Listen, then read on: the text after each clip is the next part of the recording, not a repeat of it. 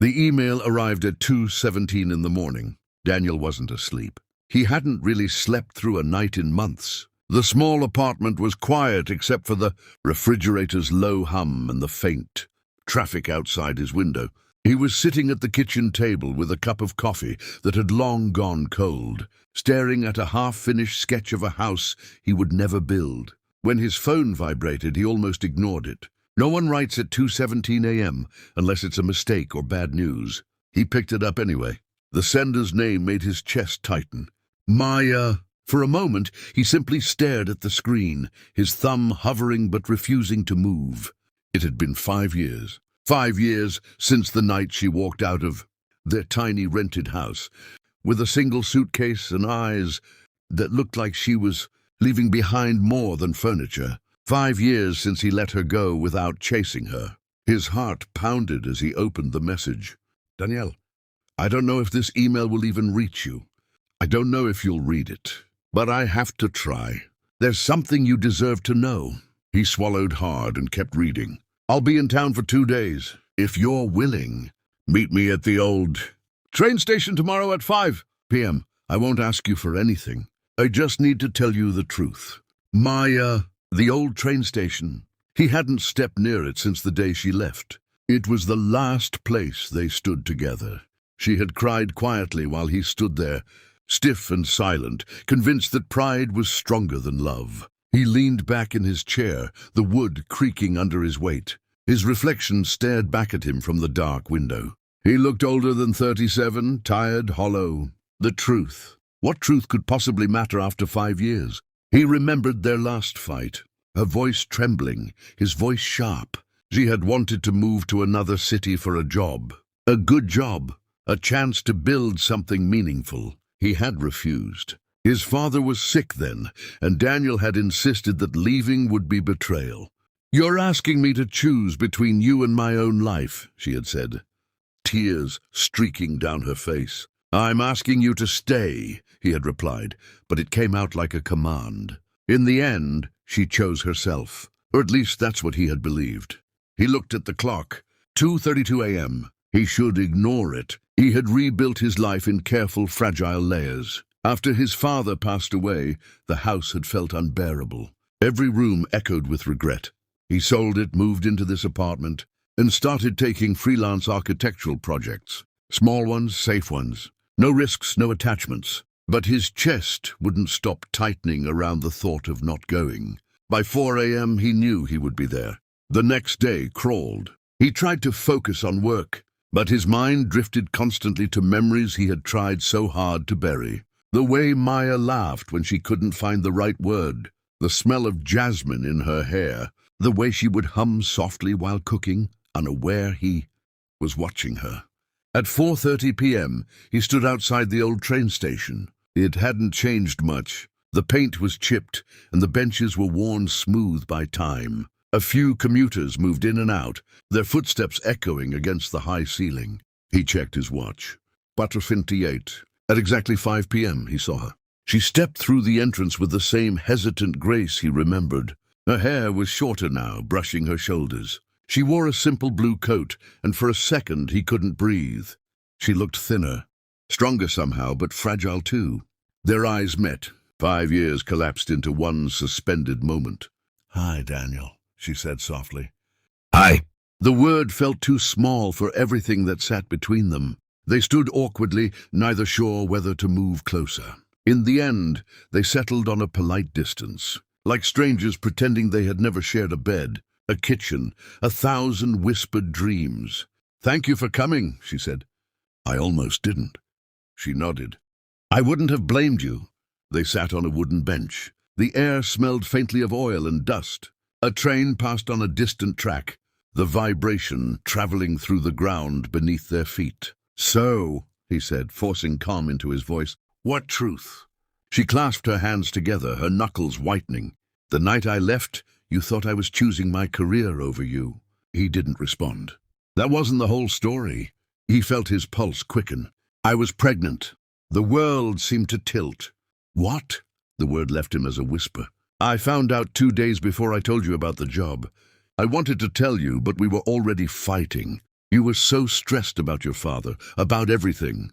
I thought if I stayed, you'd resent me. And if I told you about the baby, you'd feel trapped. Daniel's mind raced. Pregnant 5 years ago. Why didn't you say something? His voice cracked, anger and disbelief tangling inside him. Because I was scared, she said, tears pooling in her eyes. I didn't want you to stay with me because of obligation. I wanted you to choose me, and you thought leaving was better. I lost the baby 2 months later, she said quietly. The anger drained out of him, replaced by a hollow ache. I was alone in a city I didn't know. I thought I could handle it. I thought I was being strong. Her shoulders shook. But I wasn't. Daniel felt like the air had been punched from his lungs. There had been a child, their child, a possibility of a different life, erased without him even knowing it existed. I tried to email you then, she continued, but every message sounded like I was asking for pity, and I couldn't bear the thought of you replying out of guilt. So you just disappeared? Yes. Silence stretched between them, heavy and raw.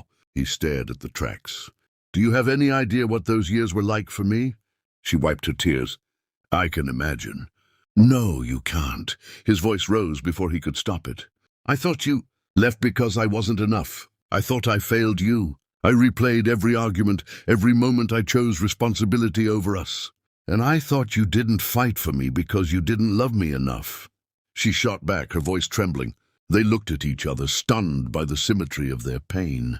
A train horn wailed in the distance. I loved you, he said, softer now. I never stopped. She inhaled sharply, as if the words hurt. I built a life, she said. A good one on paper. I work at a design firm. I have friends. But there's always been this unfinished sentence inside me. He felt it too, a question mark that followed him into every quiet room. Why tell me now, he asked. She hesitated. Because I'm getting married. The words landed like a stone in his chest. To a kind man, she continued. He knows about you. He knows I loved you once, but he doesn't know about the baby. I realized I can't start a new life while hiding the truth from the old one. Daniel forced himself to breathe. Does he make you happy? Yes, she said, but there was uncertainty in her eyes. In a steady way. Steady, safe. He thought of the careful walls he had built around himself. I'm not here to ruin anything, she said quickly. I just needed you to know, and I needed to say I'm sorry. For what? For not trusting you enough to tell you. For assuming you'd see the baby as a burden. He looked at her, really looked at her. The woman who had once been his entire world. You weren't a burden, he said. Neither of you.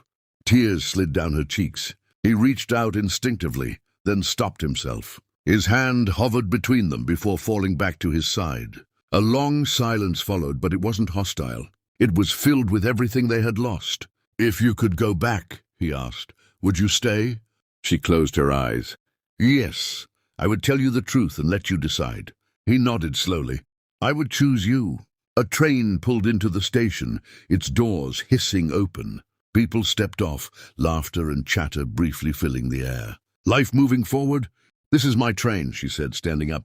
He stood too, his legs unsteady. Daniel, she whispered, I did love you. In every way I knew how. I know. She stepped closer, and for a moment he thought she might hug him. Instead, she simply placed her hand over his heart. I hope you let yourself live again, she said. Then she turned and boarded the train. He stood on the platform as it pulled away, watching her silhouette fade behind the window. He didn't move until the station was quiet again. The truth had come and gone like a storm, leaving behind debris but also clarity. He had spent 5 years punishing himself for a story that wasn't complete, for choices made in fear on both sides. As he walked home, the evening air felt different against his skin.